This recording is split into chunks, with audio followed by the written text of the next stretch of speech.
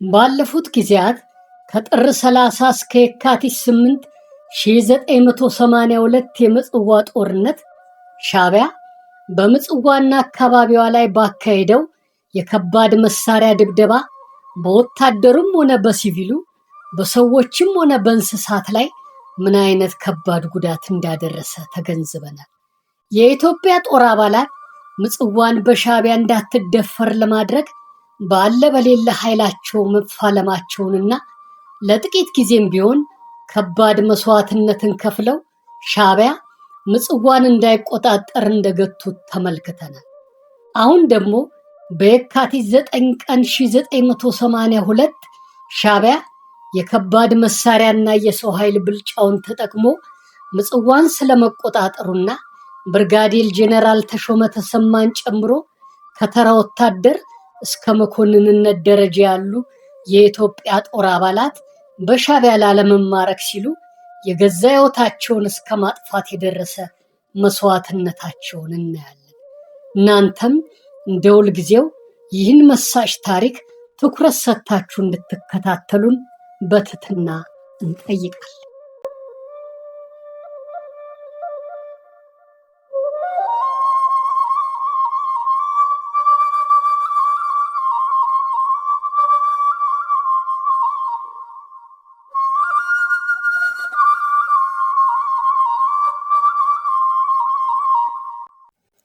ዛሬ በምጽዋ ጦርነት ዙሪያ ያዘጋጀነው ጥንቅር የመጨረሻው ክፍል ነው። እንደባለፉት ጊዜያት ሁሉ ለዛሬው የቪዲዮ ጽሑፋችን የሚሆነውን አብዛኛውን መረጃ የወሰድነው 50 አለቃ ታደሰ ቴሌ ሳልቫኖ ካሳተመው አይ ምጽዋ ከተሰኘው መጽሐፍ ሲሆን ከሌሎች የመረጃ ምንጮች ጥቂት መረጃዎችን ወስደናል። 50 አለቃ ታደሰ የምጽዋ ታሪክ እንዳይረሳና በመጪው ትውልዶች እየታወሰ እንዲኖር ጽፎ በመጽሐፍት ደረጃ ለንባብ በማብቃቱ ሊመሰገን ይገባል። እኛም ለሱ ያለንን አድናቆትና ምስጋናም በዚህ አጋጣሚ እንገልጻለን። እናንተም ቻናላችንን ሰብስክራይብ፣ ላይክ እና ሼር ማድረጋችሁን እንዳትረሱ እያልን አሁን ወደ ሙሉ ትረካው እናመራለን።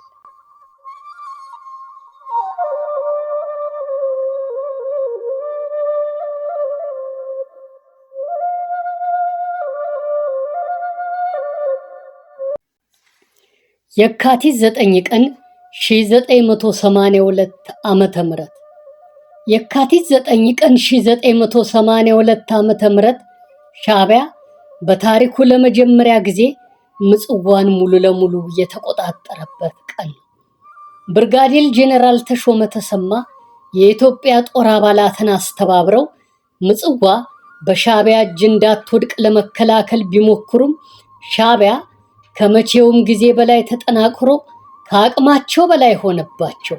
ስለዚህ ለኢትዮጵያ ዳር ድንበርና ለአንድነት ክብሯ ሰማዕት ለመሆን ስለቆረጡ ለሰራዊቱ የመጨረሻ ስንብት ንግግር አደረጉ። ከዚያም ሰራዊቱን ሰብስበው ለሰራዊቱ የመጨረሻ ንግግር አደረጉ። ታሪኬ የሻዕቢያን መሪዎች አይን ማየት ለኔ የሞቱ ሞት ነው።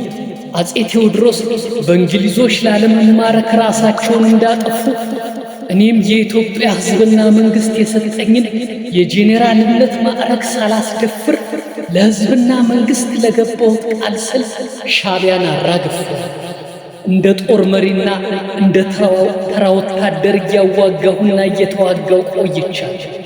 አሁን ምንም ማድረግ አልችልም። ወደፊት ያለው ትውልድ የአፄ ቴዎድሮስንና የራስ አሉላ አባ ነጋን ፈለግ ተከትሎ ይፋረዳል።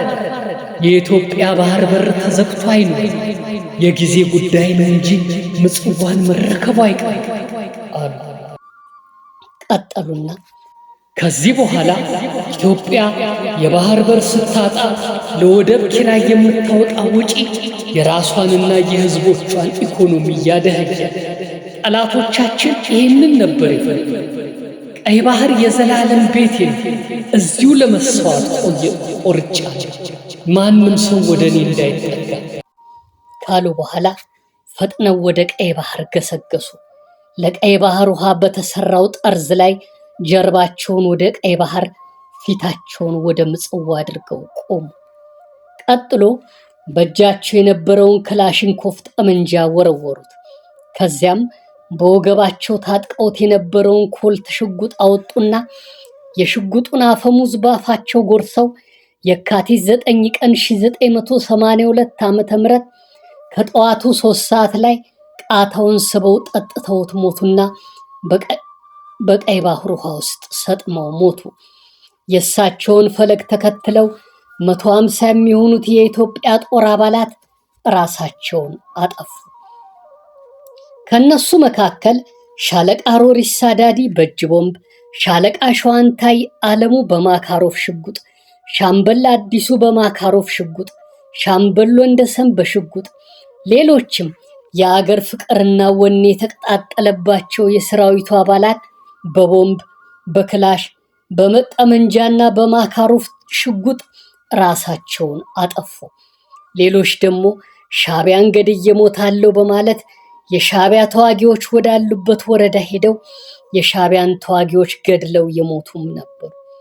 ቦምብ ወርውረው የሻዕቢያን ታንኮች አቃጥለው ራሳቸውን ያቃጠሉና በሻዕቢያም የተገደሉ ብዙዎች ነበሩ።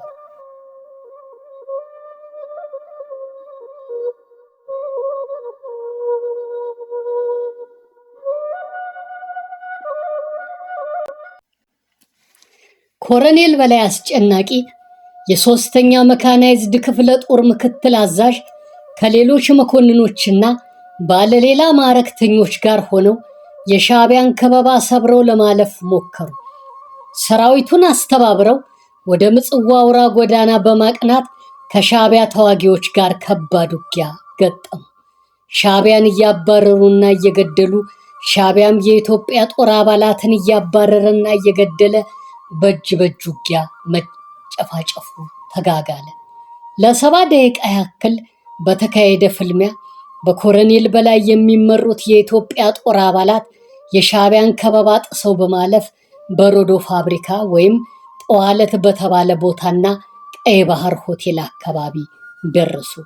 ግማሹም የቀይ ባህር ሆቴልን ያዘ። ነገር ግን ዙሪያውን የተከማቸው የሻዕቢያ ኃይል ብዙ ስለነበር የኢትዮጵያ ሰራዊት ተገታ። ኮሎኔል በላይ አስጨናቂ የኢትዮጵያን ባንዲራ ለብሰው በቀይ ባህር ሆቴል በረንዳ ላይ ፊታቸውን ወደ ቅድስተ ማርያም ቤተክርስቲያን አድርገው የክላሽንኮቭ ጠመንጃቸውን ጠጥተው ሞቱ።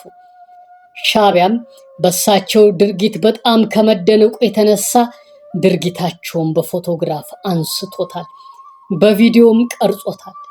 አንድ የሻዕቢያ ተዋጊ ኮሎኔሉ የለበሱትን ባንዲራ ገፈፈና ክብሪት ጭሮ አቃጠለው።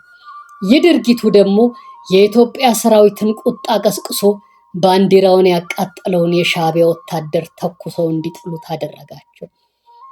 በሁኔታው የተደናገጡት የሻዕቢያ አባላትም አካባቢውን እያሰሱ ያገኙትን የኢትዮጵያ ወታደር ይሁን ቁስለኛም ይሁን ጤነኛ እየተኮሱ መግደል ጀመሩ።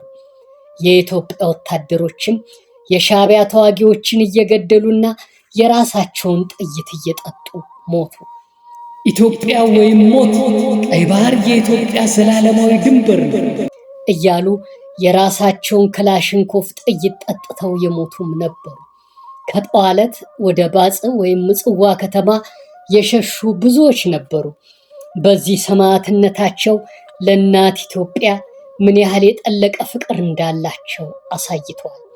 የኢትዮጵያን ጦር ሲመሩ የነበሩት ቁልፍ የጦር አዛዦች እንደነ ጄኔራል ተሾመ ተሰማ፣ ኮሎኔል በላይ አስጨናቂ፣ ሻለቃ ሮሪሳ ዳዲና የመሳሰሉት ራሳቸውን በማጥፋታቸው ሰራዊቱን የሚያስተባብር ጠፋ። ሻዕቢያም የኢትዮጵያን ሰራዊት መዳከም ሲገነዘብ ከ1000 የማያንሱ ሰራዊቶችን ከዳጋ ወደ ምጽዋ ከተማ አምጥቶ ስላስከበባቸው መፈናፈኛ አጡ። ውጊያውም በሻዕቢያ የበላይነት ተደመደመና ምጽዋ ሙሉ ለሙሉ በሻዕቢያ እጅ ወደቀች። ከከፍተኛ መኮንኖች እስከ ተራ ወታደር ድረስ የነበሩ በርካታ የኢትዮጵያ ጦር አባላት ተማረኩ።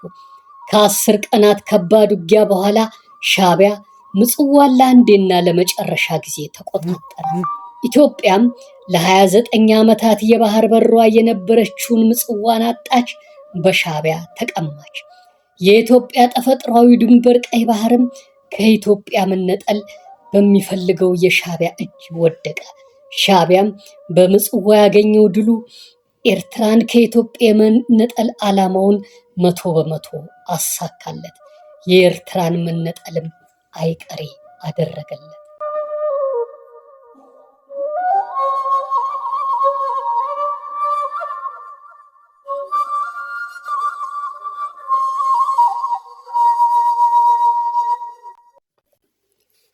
የምጽዋን መቆጣጠር ተከትሎ የሻዕቢያ አባላቶችና ደጋፊዎች ፈንጠዝያ በየካቲት 9 ቀን 1982 ዓ.ም ከቀኑ በ9 ሰዓት ሻዕቢያ ምጽዋን ሙሉ ለሙሉ ሲቆጣጠር የሻዕቢያ አባላትና ደጋፊዎቹ በየቦታው ፈንጠዝያ አካሄዱ።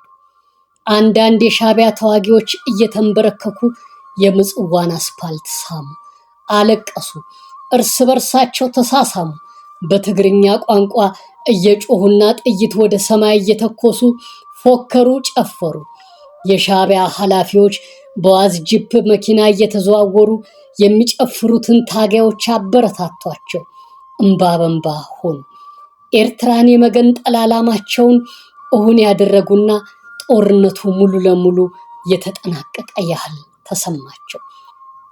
ሻዕቢያ በታሪኩ ለመጀመሪያ ጊዜ ይህን የመሰለ ከፍተኛ ድል በመቀናጀቱ የእሱ ደጋፊ የሆኑት ሴቶች አስፓልት በመውጣት ከበሮ እየደለቁ በትግርኛ ቋንቋ የሻዕቢያ ታጋዮችን ያሞግሳሉ። ይህ ድርጊት በእግር ኳስ ጨዋታ ላይ የአንድ ሀገር ወይም ክለብ ቡድን የዋንጫ ባለቤትና ሻምፒዮን ሲሆን የሚደረግ ፈንጠዝያና ጭፈራን ይመስል ነበር። ሻዕቢያና ደጋፊዎቹ በምጽዋ ድላቸው የተሰማቸው ከልክ ያለፈ ደስታ ሙሉውን ጦርነት በአሸናፊነት የደመደሙት እስኪመስላቸው ድረስ ሞቆ ነበር። ታስራ እንደተፈታች እምቦሳ ጥጃ ከልክ ያለፈ አስረሽምቹ ማካሄዳቸው ልክ ዳግም የተወለዱ አስመስሏቸው ነበር። ከዚህ በኋላ አስመራንም በቀላሉ ተቆጣጥረን ኤርትራን ራሷን የቻለች አገር እንድትሆን እናደርጋታለን፣ መንግስትም እንመሰርታለን ብለው በእርግጠኝነት የተማመኑ አስመስሏቸዋል። ሻዕቢያ በምጽዋ ያገኘው ድል ለአባላቶቹና ለደጋፊዎቹ ሰርግና ምላሽ ሆኖላቸዋል። ድል ባለ ሰርግ እንደሚሞሸሩ ሰርገኞች እነሱም የካቲት 9 የደስታ ቀናቸው ሆኖ ያለማቋረጥ ዘለሉ፣ ጨፈሩ። እንኳን ደስ አላችሁ፣ እንኳን አብሮ ደስ አለን ተባባሉ። ልክ ምርኮኛን አቅርቦ ግዳይ እንደጣለ የመጨረሻ ድላቸው ይመስል ዘፈኑ፣ ጨፈሩ፣ ፎከሩ። እንደ አውሮፓውያን አቆጣጠር በ1991 ኤርትራ በሪፈረንደም ከኢትዮጵያ ተነጥላ ራሷን የቻለች ሀገር ከሆነች በኋላ የኤርትራ መንግስት ይህን የካቲት 1982 የምጽዋ ድሉን በብሔራዊ ክብረ በዓልነት ደረጃ እያከበረ መሆኑ ይነገርለታል። የካቲት 1982 የምጽዋ ድል ለሻዕቢያና ደጋፊዎቹ ትልቅ ብስራት ቢሆንም ለኢትዮጵያ ጦር አባላት በወቅቱ ለነበረው ደርግ በሚል ስያሜ ኢትዮጵያን ሲያስተዳድር ለነበረው መንግስትና ለመላው ኢትዮጵያ ሕዝብ ከባድ ሐዘንን ያስከተለ ነበር።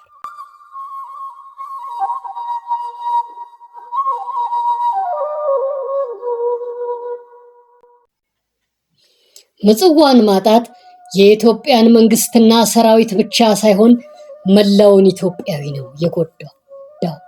ምጽዋ ለኢትዮጵያ የባህር በር ወደብ ብቻ ሳትሆን የዓይኗ ብሌን፣ ቀኝ እጇ፣ የደም ስሯ፣ የልብ ምቷና መተንፈሻ አካሏ ነበረች። ኢትዮጵያ ምጽዋን አጣች ማለት ዓይኗ ጠፋ፣ ቀኝ እጇ ተቆረጠ፣ የልብ ምቷና ደም ዝውውሯ ቆመ፣ መተንፈሻ አካሏም ከጥቅም ውጭ ሆነ ማለት ነው። የምጽዋ በጠላት ሻዕቢያ እጅ መውደቅ ለኢትዮጵያ መንግስት፣ ህዝብና ሰራዊት ዙሪያውን ያጨለመ፣ የሐዘን ድባብን የተከለ፣ ቅስምን የሰበረ፣ እልህ ቁጭትና መሪር ሐዘን የተቀላቀለበትን እንባ ያስነባ ነበር። ምጽዋ ኢትዮጵያ በባህር ላይ ንግድ እንቅስቃሴ ከሚያካሂዱት ሀገሮች በምታገኘው ገቢ ወደ ውጭ በምትልካቸው ምርቶች ታሪካዊት ከተማ በመሆኗም ከፍተኛ የቱሪዝም ገቢ ምንጭነቷ የተነሳ የውጭ ምንዛሬ ስለሚገኝባት በወታደራዊ ደረጃም የጦር መሳሪያዎች የሚገቡባት በር ስለነበረች ማንም ሰው የቤቱ በር ሲከረቸምበት መውጫ አጥቶ እንደሚታፈን ኢትዮጵያም የባህር በሯን ስታጣ መውጫ አጥቶ እንደተቸገረ ሰውና በአዳኝ ወጥመድ ተይዛ እንደምትቃትት ታዳኝ እንስሳ ሆና ነበር። ምጽዋን ማጣት ለኢትዮጵያና ሕዝቦቿ ሁሉን ነገር ማጣት፣ የኤርትራ መነጠል፣ አንዱ የግዛት አካሏን ማጣት፣ አንዱን የሰውነት ክፍሏን አጥታ ለአካል ጉዳተኝነት መዳረግ ማለት ነው።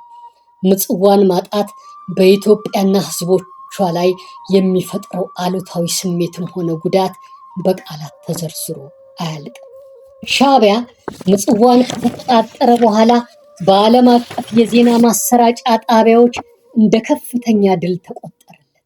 በጥቂት ቀናት ወይም ሳምንታት አስመራንም ሆነ ቀሪውን የኤርትራን ክፍል ተቆጣጥሮ የኤርትራን መገንጠል እውን ያደርጋል ተብሎም ተራገበለት። ስለ ምጽዋ ድሉ ብዙ ተባለለት። ሻዕቢያም ስኬቱን እንደ ትልቅ ገድል ቆጥሮ በምጽዋ ጦርነት የማረካቸውን የኢትዮጵያ ሰራዊት አባላት ለቢቢሲ ጋዜጠኞች በማሳየት ገድሉ እንዲናፈስለት አደረገ። ብቻ የምጽዋ ጦርነት ሻዕቢያ በውጊያ ካገኛቸው ድሎች ሁሉ ትልቁ ድሉ ነው ተብሎ ተመሰከረለት። ሻዕቢያ ምጽዋን በመቆጣጠሩ በቢሊዮን የሚቆጠር ገንዘብ ዋጋ ያለውን እጅግ መጠነ ሰፊ ሀብትና ከባባድ መሳሪያዎችን አግኝቶ የመጠነ ሰፊ ሀብት ባለቤት ለመሆን በመቻሉ ከፖለቲካዊ በተጨማሪ ኢኮኖሚያዊ ጠቀሜታዎችን ለማግኘት ችሏል። ሻዕቢያ በምጽዋ ከተማ ሞት የወደቁትን የሲቪል ኢትዮጵያውያንንና የኢትዮጵያ ጦር አባላትን አስክሬን ቤንዚን አርከፍክፎ ክብሪት በመለኮስ አቃጠለ። የራሱን ተዋጊዎች አስክሬን ግን በመኪና ጭኖ እየወሰደ ቀበራቸው። በዚህም ሻዕቢያ ለኢትዮጵያውያን ያለውን ጥላቻ፣ ክቡር ለሆነው የሰው ልጅ ሕይወት ቅንጣት ታክል ርኅራኄ የሌለው አረመኔ፣ እብሪተኛ፣ ነፍሰ ገዳይና የሰውን ነፍስ እንደ ዶሮና እንደ ውሻ ነፍስ የሚመለከት መሆኑን አሳይቷል። የኢትዮጵያ ሰራዊት አዛዦችና የጦሩ የበላይ አመራር አካላት በመጋቢት 1980 በአፋቤት ከተማ ላይ ከደረሰው ሽንፈት ትምህርት ባለመውሰድ በምጽዋም ደገሙት። የሻዕቢያን ኃይል ንቀውና አሳንሰው መመልከታቸው ለከፋ ጉዳት ዳረጋቸው፣ ዋጋም አስከፈላቸው። ጦርነቱ ከመጀመሩ በፊት ሻዕቢያ በምጽዋ ላይ ጥቃት እንደሚከፍት አስቀድሞ መረጃ ደርሶ እያለ የኢትዮጵያ ሰራዊት የበላይ አመራር አካላት የቅድመ መከላከል ዝግጅት ከማድረግ ይልቅ በቸልታ ማለፋቸው ሊጠገን የማይችል ጉዳት አመጣባቸው። ውጊያው ከተጀመረ በኋላ አስመራና አዲስ አበባ የነበሩት የጦሩ የበላይ አመራር አካላት ረዳት ጦር በማቅረብ በውጊያ ለሚመናመነው ኃይል መፍትሄ ከመስጠትና የጦርነቱን ሂደት በሽንፈት ፈንታ ድልን ማግኘት በተቻለ ነበር። ዳሩ ግን ይሄ ሁሉ የመፍትሄ እርምጃ ለመወሰዱ ለሽንፈትና ምጽዋን ለዘላለም እስከ ማሳጣት ዳረገ።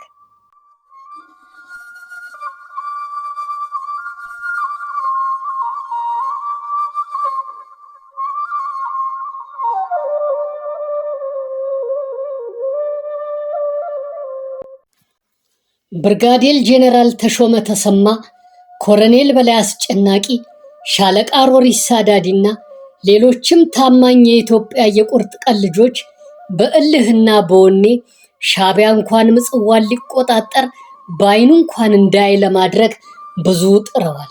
የሰራዊቱን አባላት እያስተባበሩ የኢትዮጵያ የባህር በር ምጽዋ እንዳትደፈር ባለ በሌለ ኃይላቸው ተፋልመዋል።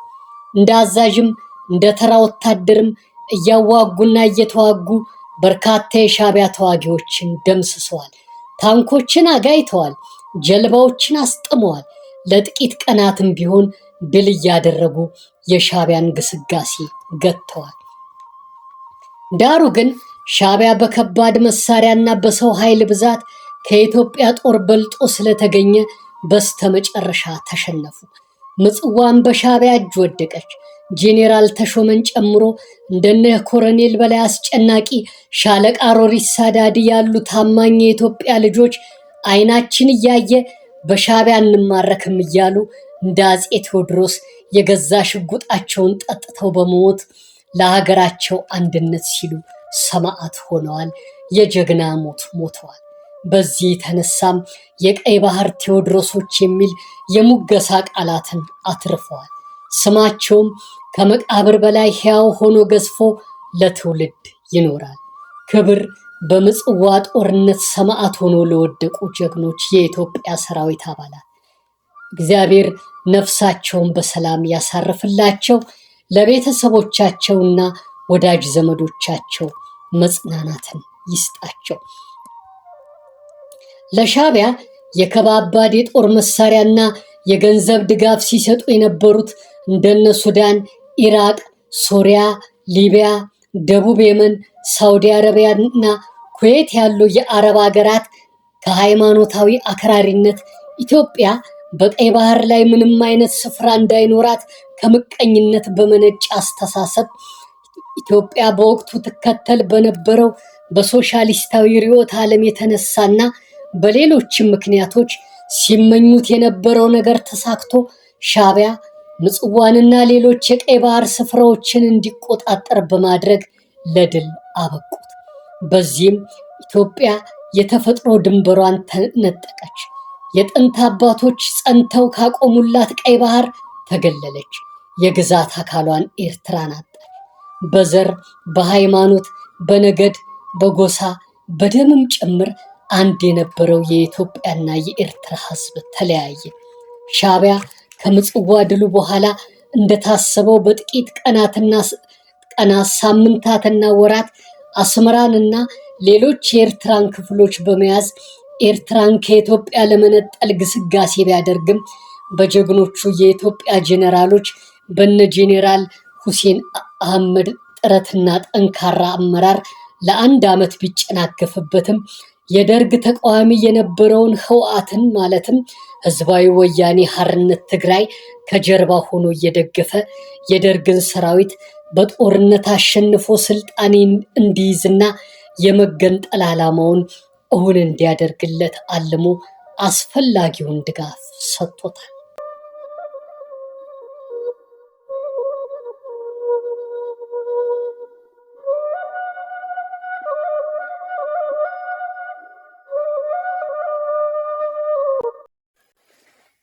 በተለይ በግንቦት 8 ቀን 1981 ዓ.ም የመፈንቅለ መንግስት ሙከራ በኋላ የሀገራችን ወታደራዊ ልሂቅ ጄኔራሎች ያለ ርህራሄ በመገደላቸው በእነሱ ምትክ የተሾሙት ጄኔራሎች የጦር ልምዳቸው አናሳ በመሆኑና የሻዕቢያን ተለዋዋጭ ባህሪያት ጠንቅቀው ባለማወቃቸው ሳቢያ ሰራዊቱን ለድል የሚያበቁ ስትራቴጂዎችን ሊነድፉ ባለመቻላቸው የኢትዮጵያ ጦር ለመሸነፍ ምጽዋ በሻዕቢያ እጅ ለመውደቅ የደርግ መንግስትም ከስልጣኑ ተባሮ በምትኩ ኢህአዴግ ስልጣን ለመያዝ ኤርትራም ከኢትዮጵያ ለመነጠል በቃች።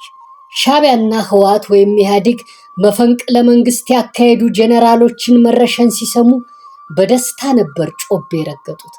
ከዚያ በኋላማ ነገሮች አልጋ በአልጋ ሆነውላቸው ደርግን አስወግደው የሚፈልጉትን ለማግኘት በቅተዋል። ይህን የካቲት 1982ቱን የምጽዋ ጦርነት ታሪክ በመጽሐፍ አሳትሞ ለንባብ ያበቃው 50 አለቃ ታደሰ ቴሌ ሳልቫኖ ሊመሰገን ይገባል።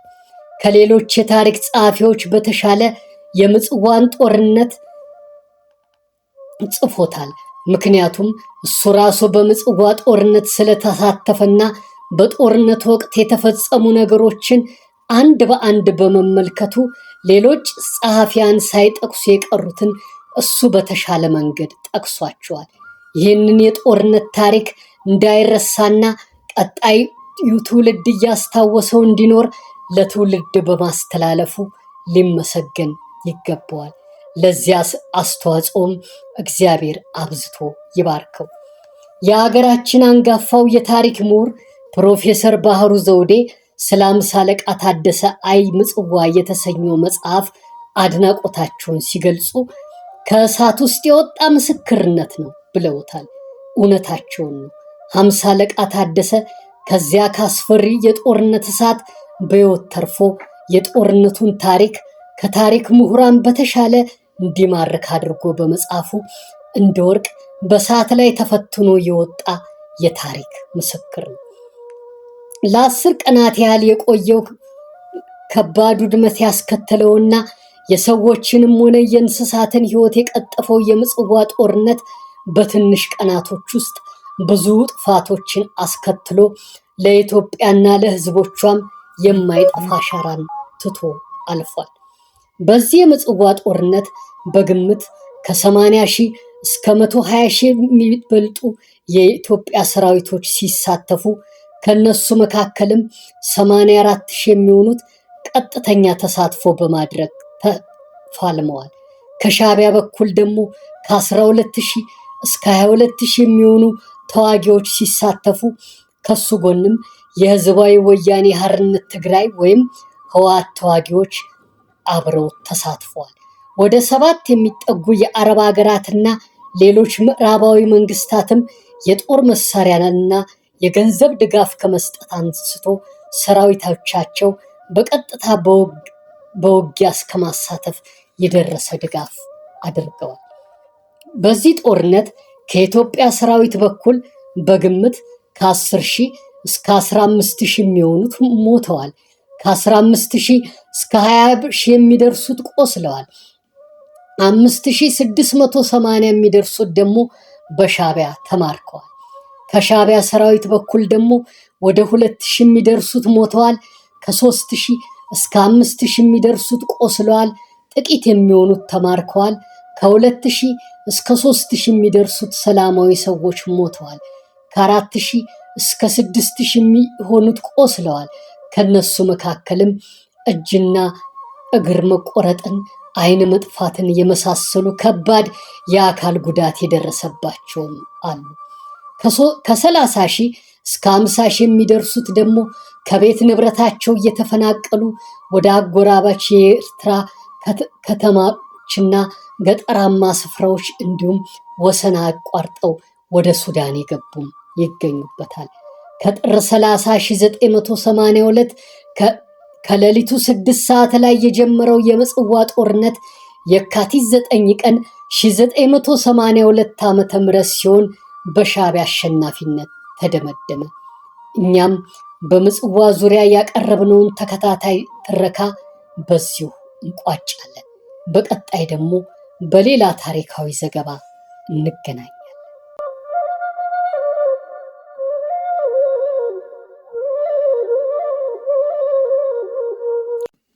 ይህ የምጽዋ ጦርነት የኢትዮጵያን የባህር በር ከማሳጣት አልፎ ኤርትራ ከኢትዮጵያ የመለየት እውነታዋ ይበልጥ የተረጋገጠበት ነው። ብርጋዴር ጄኔራል ተሾመ ተሰማ፣ ኮሎኔል በላይ አስጨናቂና ሌሎች የኢትዮጵያ ጦር አባላት ምጽዋን ለመከላከል ቀይ ባህርንም ላለማስደፈር በጽናት ተፋልመዋል። ሕይወታቸውንም መስዋዕት አድርገዋል። ዳሩ ግን እድል ከነሱ ጋር ሳትሆን ቀርታ መስዋዕትነታቸውም መና ሆኖ ጥረታቸው ፍሬ አልባ ሆነው ለመሸነፍና ኢትዮጵያም ምጽዋን ለማጣት በቅታለች። ይሁን እንጂ በከፈሉት መስዋዕትነት ስማቸውን በደማቅ ቀለም ለማጻፍና ከመቃብር በላይ ሕያው ሆኖ በተተኪው ትውልድ ዘንድ እንዲታወስ በማድረግ የጽናት ተምሳሌት ሆነው ያለፉ ጀግኖች ናቸው።